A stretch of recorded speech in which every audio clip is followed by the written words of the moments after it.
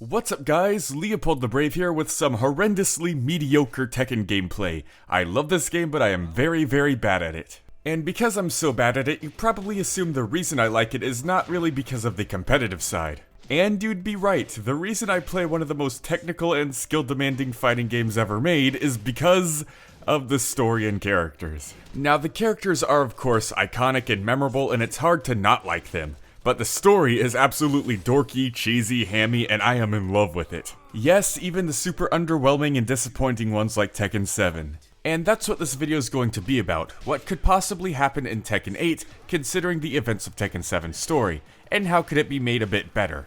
The first order of business is of course Heihachi Mishima. He's not gone, I'm saying that right now. He may be canonically dead in the story, but when it comes to gameplay, they're definitely going to keep him in the character roster. Competitively, his unique Mishima style is just too important to get rid of, and they couldn't hand it to another character because it's a Mishima style. It's not like Jin's traditional karate or martial laws Jeet Kune Do. It's a completely in-universe thing that only the Mishimas know. So Heihachi's not going anywhere, he's going to stay on the roster, and they're going to justify it in the story through flashbacks. If you remember in Tekken 7, Kazumi Mishima is dead before the story even begins, like before even the first Tekken game even begins, but they have her playable in Tekken 7 because she appears in gameplay in flashbacks during Tekken 7's story. In fact, they've already done this with Heihachi before. Canonically, he was completely unconscious and missed the entirety of the King of Iron Fist Tournament 5, Tekken 5, but was still playable there. Now in Tekken 7, Kazuya had pretty much already gone through all his flashbacks of Heihachi, we've seen it all. But from the ending of Tekken 7, it's pretty heavily implied that Jin will be taking the helm again as protagonist for Tekken 8, and he has some flashbacks to go through. For example, in Tekken 7 they were heavily implying that the next game is going to use the Devil Gene as a pretty major plot point. Claudio mentioning how Jin's Devil Gene is stronger than Kazuya's, Jin mentioning at the very end how he has full control over it now.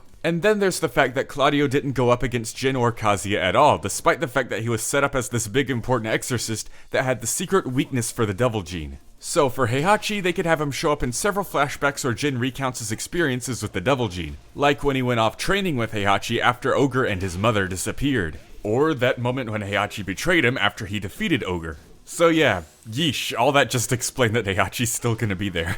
Now finally we get to the what's going to happen part, and it's pretty simple. Jin is going to go after Kazuya. Not much room for wiggling. The question is though, what's going to lead up to that? How is he going to get to Kazuya? Because Jin just going after Kazuya and defeating him is such a small premise that could easily fit within a couple extra chapters they could add as DLC in Tekken 7. Well, I think I may have found a solution. With Heihachi gone, Kazuya has either left G-Corp to take over the Mishima Zaibatsu, or the Mishima Zaibatsu is sort of disintegrated altogether and no longer exists. Either way, Kazuya is the only Mishima that'll be in charge of some big company or corporation. And since the story is going to be Mishima versus Mishima, yes, Jin technically counts, there's not going to be any huge corporations fighting each other, no wars, because only one of them has a company to war with. So it'll likely be a big infiltration and takedown mission. Jin, Lars, Elisa, and Lee gathering resources and people for numbers, making plans, all that good stuff.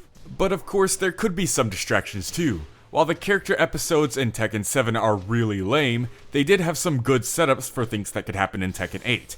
Claudio's and Xiaoyu's endings especially. Those endings imply that Claudio has kidnapped Xiaoyu and is going to use her as bait to catch Jin. So perhaps in Tekken 8 that can come back. When Jin is looking to recruit Xiaoyu, he discovers that she's been taken and captured by Claudio, and has to go rescue her. And perhaps he could recruit Claudio too in the process once Claudio sees what Jin's intentions are. Because Claudio is a good guy, he only has it out for Jin because, you know, Devil Gene, Exorcist, sort of like a dog and mailman situation. But then we have Miguel, who actually has something against Jin personally. He wants revenge for the death of his sister, caused by Jin's war. And yeah, if he can get Jin alone, he could be a very huge obstacle. I don't see him changing his mind on revenge anytime soon. Then finally there's Akuma. Now it may seem unlikely that a guest character would return for 2 games in a row, but Namco and Capcom have a very good relationship right now, and both of Street Fighter and Tekken's directors are very close personal friends. So I don't think they'd have any trouble at all agreeing on letting Akuma come back. I mean, think about it, why would they make Akuma such a big part of the main story if they weren't sure they could get him back to continue it? Not only that, but they could have already had the idea to have Akuma span across multiple games when making the original deal. So having Akuma show up in Tekken 8 too could have already been a done deal before Tekken 7 even started. So if Akuma makes it into Tekken 8, it would be pretty interesting to see how he interacts with everything and everyone, because his deal with Kazumi only requires that he takes out Heihachi and Kazuya. He has no vendetta against Jin. So would he let Jin recruit him and work with Jin, or would he try to go off on his own and stop Kazuya by himself? If that special bonus fight at the end of Tekken 7 where it was Devil Kazuya versus Shin Akuma was canon, then I could see it going either way. Kazuya likely won, leading to Akuma being more humble and needing to seek out help to defeat him, or Akuma just becomes so angry about losing that he grows twice as strong from pure rage and decides to take on Kazuya again. Just silly little ideas and thoughts if Akuma comes back. But overall, those are my thoughts on Tekken 8's story. I think Jin, Lars, Alyssa, and Lee are gonna recruit people, build up resources, and just infiltrate G Corporation and bring it down so that way Jin can take Kazuya out. And of course there'll be some sidetracks and distractions along the way. Overall seems pretty solid to me. But what do you guys think would happen and what do you think should happen? Let me know down in the comment section below. And if any of the Tekken producers happen to be watching this, thank you for amazing games. Leopold the Brave, out.